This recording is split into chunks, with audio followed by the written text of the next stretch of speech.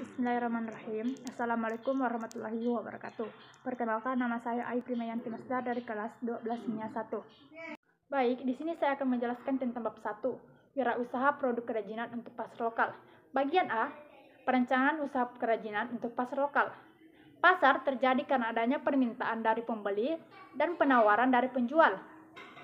Potensi pasar dapat diketahui melalui dua pendekatan. Pendekatan yang pertama yaitu pendekatan permintaan, adalah dengan mencari tahu kebutuhan pada pasar. Yang kedua, pendekatan penawaran, adalah dengan mengandalkan pada kemampuan wirausahaan untuk membuat produk kerajinan yang inovatif. Kedua pendekatan ini dapat digunakan untuk mengetahui potensi pada pasar. Kebutuhan pasar dapat diketahui dengan cara melakukan pengamatan pada pasar sasaran. Ide pengembangan produk kerajinan untuk pasar lokal dapat diperoleh dengan cara mencari tahu kebiasaan pada daerah setempat. Adapun sumber daya usaha yang dibutuhkan yaitu yang pertama, bahan baku, material, teknik, alat, serta keterampilan. Yang kedua, wirausaha kerajinan dapat dimulai dengan cara melihat potensi bahan baku, potensi teknik, serta keterampilan pada daerah tersebut. Beberapa teknik yang dapat digunakan untuk pembuatan kerajinan diantaranya teknik ukir, sambungan, anyam, serta jahit. Produksi kerajinan untuk pasar lokal terbagi atas 4, yaitu yang pertama, mencari ide produk dengan curah pendapat, yaitu brainstorming. Setiap anggota kelompok harus membebaskan diri agar mendapatkan ide sebanyak-banyaknya. Kunci sukses dari brainstorming adalah tidak boleh ada perasaan takut salah. Setiap orang berhak mengeluarkan pendapat, menghargai pendapat orang lain, dan jangan lupa mencatat ide-ide yang muncul sebelumnya. Yang kedua adalah rasionalisasi. Rasionalisasi adalah proses mengevaluasi ide-ide yang muncul dengan beberapa pertimbangan di bawah ini. Yang pertama, apakah material yang digunakan sudah tepat untuk mewujudkannya? Bagaimana cara menggunakan produk tersebut, dan lain-lain. Yang ketiga adalah prototyping. Sketsa yang dibuat pada tahap-tahap sebelumnya merupakan format 2 dimensi yang digunakan pada bidang datar. Yang keempat adalah penentuan desain akhir. Penentuan desain akhir dapat dilakukan dengan cara diskusi dan evaluasi. Tahapan produksi secara umum terbagi atas 4. Yang pertama, pembahanan. Tahapan pembahanan adalah mempersiapkan bahan baku agar siap untuk diproduksi. Yang kedua adalah pembentukan. Bahan baku yang digunakan bergantung pada jenis material produk yang akan dibuat. Material padat terbagi atas 2, yaitu material solid dan tidak solid. Material solid contohnya kayu, logam, plastik yang dibentuk dengan cara dipotong. Yang ketiga adalah perakitan. Perakitan dilakukan apabila produk kerajinan terdiri atas beberapa bagian. Bahan-bahan yang digunakan itu adalah lem, alat jahit, dan lain-lain. Yang keempat adalah finishing.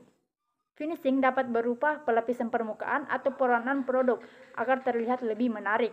Metode produksi dan keselamatan kerja terbagi atas 2 bagian, yaitu yang pertama metode tradisional, yang kedua metode modern. Metode modern dapat disebut juga dengan ban berjalan karena serupa dengan kegiatan pabrik yang menggunakan bensin atau ban berjalan. Selanjutnya adalah kemasan. Kemasan berfungsi untuk melindungi produk dari debu atau kotoran serta memberikan kemudahan kepada distribusi. Kemasan dikelompokkan menjadi 3 macam, yaitu kemasan primer, sekunder, dan tersier. Kemasan primer adalah kemasan yang melekat pada produk. Kemasan sekunder berisi beberapa kemasan primer yang berisi produk. Kemasan distribusi disebut juga dengan kemasan tersier. Fungsi kemasan primer itu melindungi produk dari benturan atau kotoran, serta menambah daya tarik dari produk. Alat yang digunakan untuk melindungi produk yaitu plastik dan kertas. Fungsi yang kedua itu fungsi kemasan tersier. Fungsi kemasan tersier yaitu memberikan kemudahan kepada distribusi, ke tempat produksi, dan ke tempat penjualan. Yang kedua yaitu tidak semua kerajinan membutuhkan kemasan primer, tetapi kerajinan membutuhkan identitas. Identitas dapat berupa seperti stiker dan lain-lain. Selanjutnya adalah perhitungan harga jual produk kerajinan pasar lokal. Harga jual produk adalah sejumlah harga yang dibebankan kepada konsumen yang dihitung dari biaya produksi dan biaya lain di luar produksi, seperti biaya distribusi dan biaya promosi. Biaya distribusi adalah sejumlah harga yang harus dikeluarkan untuk terjadinya produksi barang. Unsur dari biaya produksi yaitu biaya bahan baku, biaya tenaga kerja, dan biaya overhead. Metode perhitungan harga produk dapat dengan dua pendekatan. Pendekatan yang pertama yaitu full costing, yaitu memperhitungkan semua unsur biaya, yaitu biaya overhead, tenaga kerja, dan bahan baku, ditambah dengan biaya non-produksi seperti biaya pemasaran dan biaya administrasi. Pendekatan yang kedua yaitu biaya variable costing. Unsur dari biaya variable costing yaitu biaya bahan baku, biaya tenaga kerja, biaya overhead, biaya pemasaran variabel, dan biaya umum variabel. Metode penetapan harga jual produk secara teori dibagi menjadi tiga pendekatan. Yang pertama pendekatan permintaan dan penawaran, yang kedua pendekatan biaya, yang ketiga pendekatan pasar. Selanjutnya adalah media promosi kerajinan untuk pasar lokal. Promosi merupakan salah satu strategi pemasaran. Tujuan dari promosi adalah untuk memperkenalkan produk kepada calon pembeli agar tertarik untuk membeli produk. Promosi yang baik diikuti oleh 4 respon. Yang pertama, perhatian.